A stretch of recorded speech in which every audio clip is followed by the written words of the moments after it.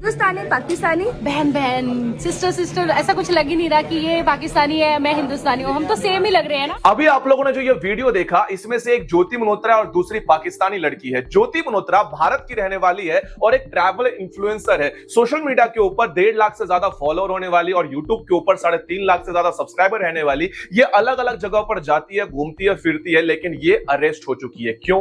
क्योंकि ये भारत की जासूसी पाकिस्तान के लिए कर रही थी। ठीक सुना आप लोगों ने। इनके साथ ही साथ बहुत सारे ऐसे लोग हैं जो कोई स्टूडेंट है, कहीं पे कोई सिक्योरिटी गार्ड है, उन सभी को इसलिए पकड़ा गया क्योंकि वो भारत के सेंसिटिव इंफॉर्मेशन को पाकिस्तान भेज रहे थे। अब हाई कमीशन जो है पाकिस्तान का, उसमें एक नाम सामने उछल कर आया था जिसका नाम है दानिश। अब दानिश कौन है, इसके साथ क्या क्या घटना जुड़ित हुई और देश में जो भी लोग थोड़ा सा भी पाकिस्तान के साथ सिंपैथी रखते हैं, क्या वो पाकिस्तान के लिए जासूसी कर रहे हैं? ये क्वेश्चन मार्क पहले खड़ा नहीं होता, लेकिन अब खड़ा हो रहा है क्योंकि ऐसे ऐसे नाम सामने आए जिस नाम को सुनकर आप पागल हो जाओगे। चलिए आज का वीडियो देखते हैं और समझते हैं क्या किसी को फंसाया जा रहा है, कौन सच कौन झूठ, और सारे इन्वेस्टिगेशन के मामलों के बेस के ऊपर इस वीडियो के एंड तक आप लोगों को समझ में आ जाएगा कि पाकिस्तान के लिए सिंपैथी रखने वाले क्या पाकिस्तानी जासूस नहीं है। ऐसा कोई गारंटी तो नहीं है। चलिए आज का वीडियो आरंभ करते हैं। तरफ हिंदुस्तान और दूसरी तरफ पाकिस्तान का दरवाजा। ज्योति मल्होत्रा के केस को समझने से पहले आप लोग को थोड़ा सा सोशल मीडिया इंडस्ट्री को समझना होगा। आप लोग जब भी देखते हो कि आपका फेवरेट ट्रैवल इन्फ्लुएंसर किसी देश में जा रहा है, किसी स्टेट में जा रहा है, कहीं मंदिर घूम रहा है या किसी मस्जिद को प्रमोट कर रहा है या कहीं भी जा रहा है,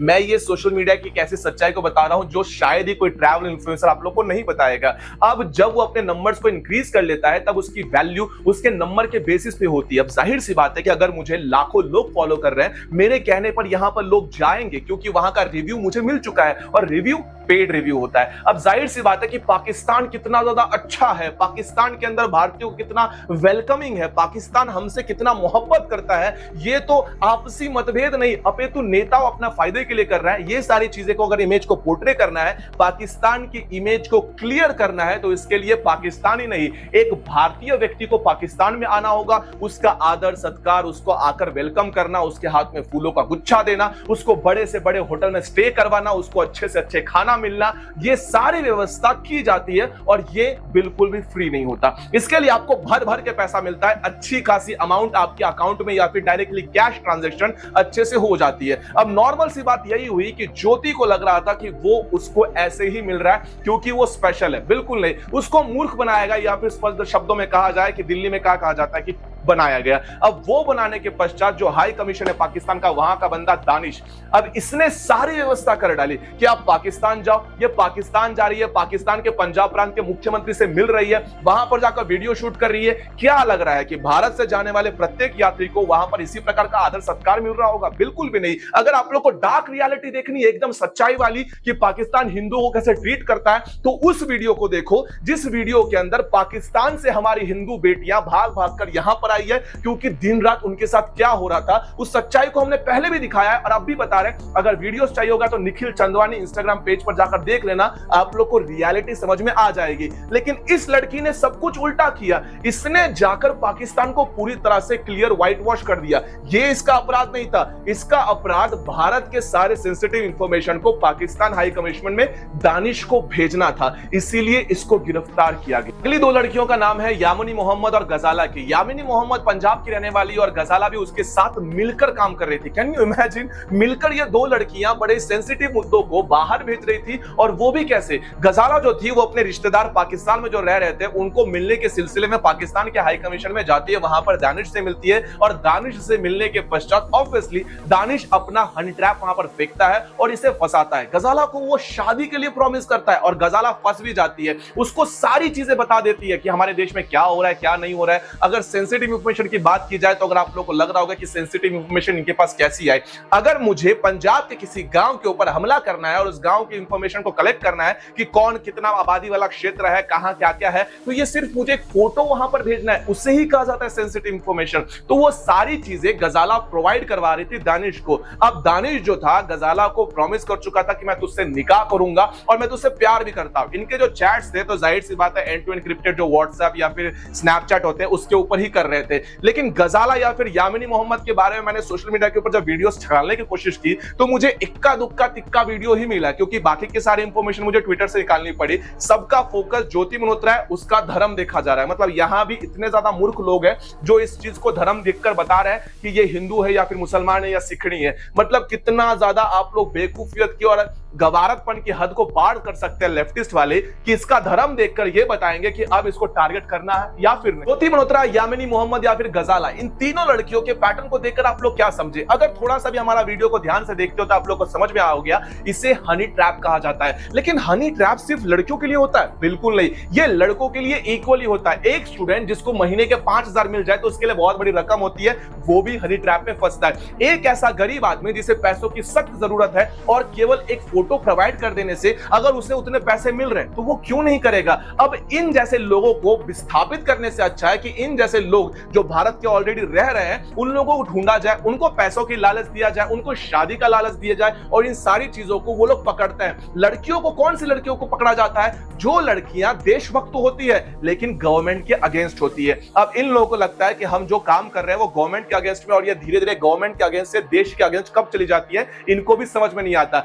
आप लोग नेटफ्लिक्स के ऊपर एक सीरीज अवश्य जाकर देखिएगा, थोड़ा सा माथा खुल जाएगा, जिसका नाम है डिप्लोमेट। जॉन अब्राहम ने ये मूवी बनाई हुई है और इस मूवी के अंदर आप लोग जाकर देखोगे कि कैसे हिंदुस्तान की पाकिस्तानी लड़की जाती है वहां पर, बाहर कहीं पर रहती है, उसे बड़े ही प्रेम जाल में फंसाया जाता है और फंसाने के पश्चात उसके साथ पाकिस्तान में लेकर निकाह करके उसके पेट में बच्चा डाल के वापस भारत में भेजा जाता है और भारत में उसकी परवरिश की जाएगी, भारत में ही उसको आगे बढ़ाया जाएगा और भारत में ही जासूस के तौर पर उसकी अच्छी खासी यहाँ के किसी भी रीजन में उसकी ट्रेनिंग होगी। ये सारी चीजें एक पैटर्न के तहत की जाती है और इसी पैटर्न के तहत में ये तीनों लड़कियां फंसी। लेकिन केवल लड़कियां ही नहीं, एक स्टूडेंट भी फंसा है जो कि पंजाब का है, देवेंद्र सिंह ढिल्लोन, जो कि एक स्टूडेंट है। इसके चेहरे को देखकर ये लग रहा है कि कितना छोटा इसका एज होगा, साधारणतः 20-21 साल का ये लड़का होगा। 2023 में इसका पाकिस्तान कमीशन के साथ संबंध आया था क्योंकि इसको पाकिस्तान में अपनी यात्रा को पूर्ण करने के लिए जाना था। अब ये इतना सा 2 कद का लौंडा पाकिस्तान के लिए भारत की जासूसी करने पर उतारू क्यों हो गया? अब ये क्वेश्चन तो खुद से ही पूछा जाना चाहिए। इसके बाद नाम आता है अरमान का,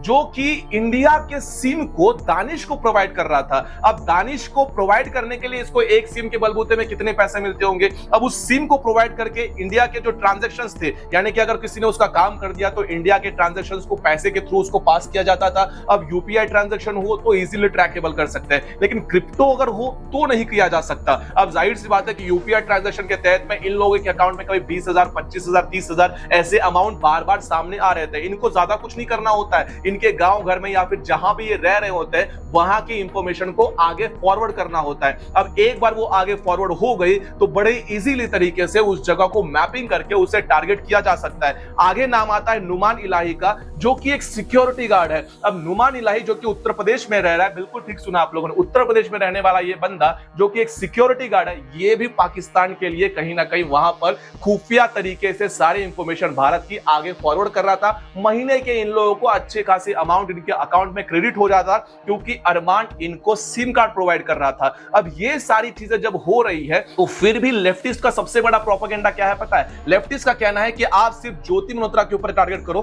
क्योंकि वो हिंदू है, भारतीय है और हिंदू भारतीय गद्दार है। इस चीज को आप नैरेटिव की तरह सेट करो। बाकी नामों को कहीं भी आगे नहीं आने दिया जा रहा है या फिर बाकी नामों को कोई डिस्कस करने को आगे नहीं आ रहा है। लेकिन यहां पर गद्दार कौन है और कौन नहीं है तो सारी चीजें दिख रही है। किसको प्रेम जाल में फंसाया गया, किसको पैसे की लालच दी गई, किसको मूर्ख बनाया गया और किसका इस्तेमाल किया गया। इन सारे बेसिस पर ही हम लोग प्रत्येक व्यक्ति को जज कर रहे हैं। किसी को पैसे की जरूरत थी, किसी को निकाह के फल किया गया और तो कोई सिर्फ और सिर्फ पॉपुलैरिटी या फेम के चक्कर में इन सारी चीजों को अंजाम देता है। लेकिन गद्दार गद्दारी होता है, इसलिए उनको बराबर उसी तरीके से ट्रीट किया जाना चाहिए। अब YouTube के ऊपर भी कुछ गद्दार ऐसे बैठे हुए हैं, जब हमारा देश ऑपरेशन सिंदूर जैसा इतना बड़ा काम कर रहा है तब उनके वीडियोस पाकिस्तान की न्यूज चैनल के ऊपर चल कैसे रहे। द देशभक्त, हमारे इंडिया के खिलाफ जहर उगलने वाले कमेंट को लाइक करने वाला, उसके वीडियो पाकिस्तान के न्यूज चैनल के ऊपर एज अ ट्रेंड की तरह यूज करने वाले, इंडिया को टारगेट करने के लिए अभिसार शर्मा का वीडियो अगर उनके YouTube के ऊपर या फिर उनके न्यूज चैनल पर चल रहा है, मैं गद्दार किसे कहूं? मैं इनको भी उसी श्रेणी में रखूंगा जिस श्रेणी में ये लोग आते हैं। अगर ये भारत के रहकर भारत के खुफिया तरीके से सारी इंफॉर्मेशन आगे दे रहे हैं, तो ये लोग ग्लोबल तरीके से भारत को कहीं ना कहीं बदनाम कर रहे हैं। इन लोगों को लगता है कि हम लोग देशभक्त हैं, तो देशभक्त है, और ये लोग सरकार के अगेंस्ट में। लेकिन सरकार के अगेंस्ट बोलते बोलते कब ये हमारे देश के अगेंस्ट चले जाते हैं, इनको भी पता नहीं चलता। देखिए, सारी अपडेट्स तो आप लोग को रेगुलरली मिलते ही रहेंगे, लेकिन एक चीज को आप लोग को समझना होगा। आपके आस पड़ोस के लोगों को ध्यान से देखिए, अच्छे से ऑब्जर्व करिए। फिर चाहे वो लड़का 15 साल का क्यों ना हो या फिर वो 60 साल का बुढ़ा क्यों ना हो, आप लोग को बड़े सटीक तरीके से उनके ऊपर एक छोटी सी नजर गड़ाए बैठना है। क्या वो पाकिस्तान के लिए थोड़ा सा भी, इतना सा भी कह रहा हूं, सिंपैथी रखते हैं? अगर रखते हैं तो पाकिस्तान और भारत का जब भी ऐसा कुछ होता है, ऐसी सिचुएशन में वो कहां खड़े होते हैं? अगर देश के साथ खड़े नहीं है, ऑब्वियसली वो पाकिस्तान के साथ खड़े। उनको जाकर पूछो कि भाई पाकिस्तान के लिए तुम्हारे मन में इतनी हमदर्दी क्यों है? क्या पाकिस्तान के लिए कोई आप खुफिया तरीके से भारत की इंफॉर्मेशन को लीक कर रहे हो? आप लोगों को लगा कि ये बहुत ही हाइपोथेटिकल सिचुएशन है। बिल्कुल नहीं। अरे यूपी का एक बंदा जो कि सिक्योरिटी गार्ड है, पंजाब का एक लौंडा जो कि स्टूडेंट है, एक ट्रैवल इन्फ्लुएंसर है, 2 लड़कियां मामूली सी है, ये लोग अगर भारत के इंफॉर्मेशन को लीक कर रही है, तो आप लोग क्या एक्सपेक्ट करते हो? मस्त टाई कोट पहना हुआ वो व्यक्ति आकर यहां पे भारत की इंफॉर्मेशन को लीक करेगा? बिल्कुल भी नहीं। ये ऐसे ही लोग होंगे, रास्ते के कोई भिखारी हो सकता है, रेलवे स्टेशन के ऊपर काम करने वाला कोई व्यक्ति हो सकता है, पुलिस में भर्ती होने वाला कोई जवान हो सकता है, या फिर कोई भी बीएसएफ का आर्मी, उसकी औरत हो सकती है पाकिस्तानी। ये सारी इंफॉर्मेशन बहुत ही सटीक तरीके से होती है। इसलिए अपने आसपास बड़े अच्छे से ध्यान रखना कि भाई पाकिस्तान के लिए सिंपैथी रखते हो तो पाकिस्तान के लिए तुम्हारे हृदय में कहीं ना कहीं कोई भावना है।